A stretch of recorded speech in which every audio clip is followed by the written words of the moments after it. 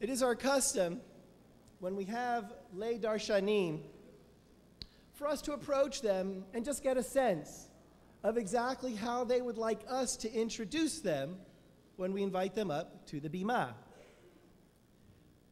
So I approached our darshanit this morning, and I asked her, I said, so, how would you like me to introduce you?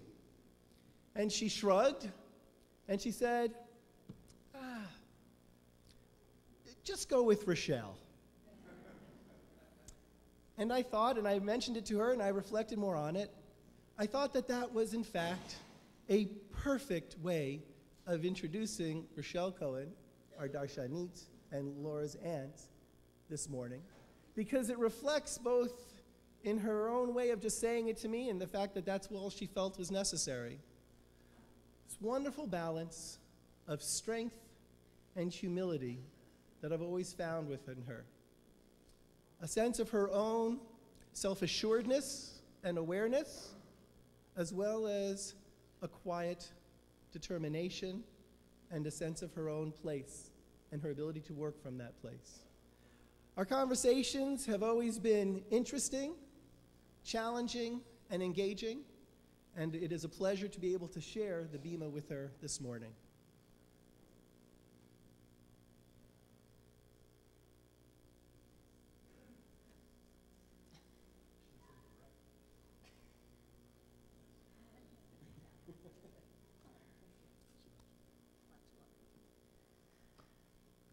Shabbat Shalom. It is quite an honor to be giving the drash on my niece Laura's bat mitzvah morning.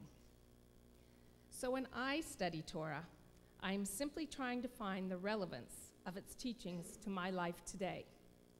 What does it mean for me now, today, in 2011? I am looking for the Torah to be a living Torah, or a Torah that I can live by. With that said, I am so lucky that Laura's parashah is Breshit, Genesis. This is the beginning of everything: creation of the world, separation of heavens and earth and seas. It has the stories of Adam and Eve and Cain and Abel. Man is given tests and choices by God. It has sneaky snakes, forbidden fruits, painful punishments, and the buildup to a great flood. So where does one go from there when there is so much that one can learn from one chapter? Well, you just pick one area to focus on. And with all of these huge themes that I just mentioned, I've opted to delve into a tiny detail of the chapter.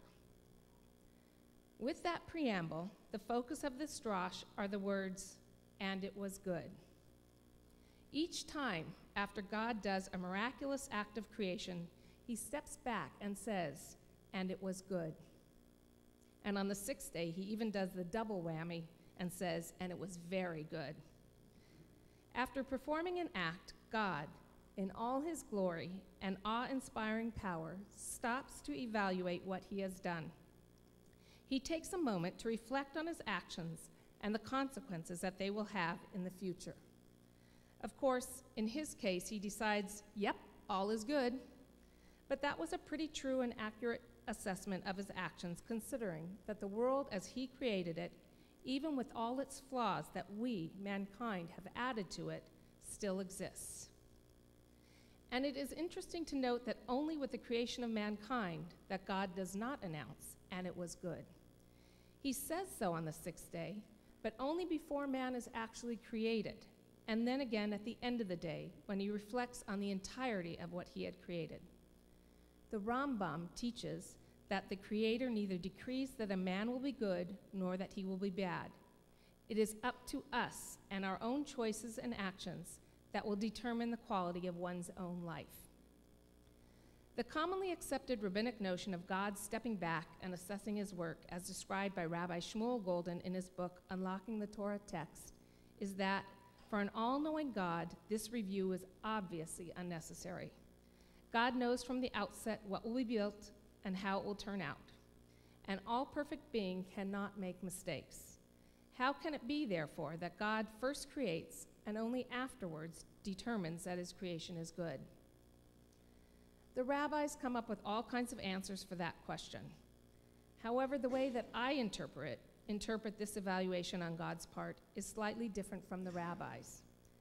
I take the story more literally and think that God is stepping back to assess his work. I think that God is teaching us something there, and that is why it needed to be repeated over and over again. He didn't need to add it to the Torah that he thought his creations were good. Obviously it was good, otherwise God would have changed it and the story would have been different. But what did need to be noted was that God stopped to evaluate his actions. He is teaching us by example. We need to follow his actions in our own lives. What are things that we do in our own lives that are good? Do we stop to evaluate our own actions and the consequences that they will have? Laura, for you and any of the other middle schoolers that might still be left in the room, this is very relevant. Middle school years are extremely difficult, and it would be truly a blessing to each other and to your parents and teachers if each of you stopped to think about the implications of your behavior. But we all need to do that, no matter how old we are, no matter what we are doing. Even in the last lines of the parashah, God is still evaluating himself. As he is beginning to contemplate the idea of the Noah story, a huge flood to get rid of mankind and all his creations because they are not living up to the expectations God had for them, he says, I will blot out man whom I created from the face of the ground, from man to animal to creeping things and to birds of the sky, for I have reconsidered my having made them. Even then, he is stopping to evaluate his work. When I woke up this past Tuesday morning, I took half of the drosh that I had prepared for today and deleted it from my computer. Too much had happened in one night to ignore its implications in this drosh. Gilad Shalit, our Israeli soldier held in captivity by Hamas for over 5 years, was released. It was an emotionally charged homecoming, bittersweet to say the least. Although he was finally home, he had languished in the hands of Hamas for way too long. We still haven't heard the details and probably never will know all the particulars of his experience. Gilad did say at one point when first transferred to Israeli hands that he thought he would be sitting there much longer. It was not a statement of loss of hope on his part. It was just that of a realization of what was at stake for his country to make a deal to bring him home. While listening to the Israeli news broadcast before Shabbat last week, the newscaster became very emotional and stated that although the people in his country rarely agree on anything, and everything is controversial, when the news that an agreement to bring Gilad Shalit home was announced, there was a communal sigh of relief and contentment. And this was with the knowledge that there would be a huge price to pay for Gilad's release. For one moment in time, the bickering and arguments ceased. The people of Israel were able to stop, step back, evaluate, and reflect on the possible freedom of one of their sons, our collective son, and they were able to see that it was good. This is as it should have been. First, we needed to come together. There is plenty of time to debate the deal as Netanyahu had drafted and agreed upon. Yes, there are definitely two sides to every story, or in the Jews' case, maybe more than two sides. However, that was not the moment to begin the debates. Those began the day after Shalit's release, with articles and emails and news broadcasts reflecting all kinds of different arguments, which again is as it should be.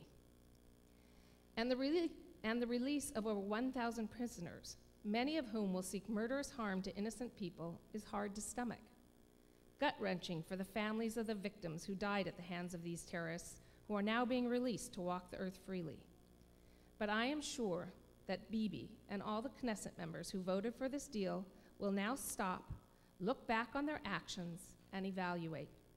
The Israeli army will reflect on how it can be more effective so that another soldier cannot be kidnapped. I personally thank them for having the courage to accept this offer and bring Gilad home.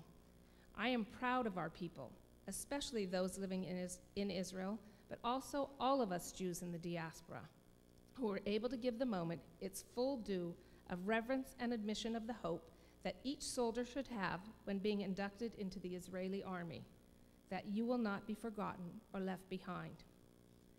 Whether it is on a communal level or a personal reflection, we need to emulate God's behavior and stop and step back to evaluate our actions, learn from our behavior and actions, and use what we learn for future encounters.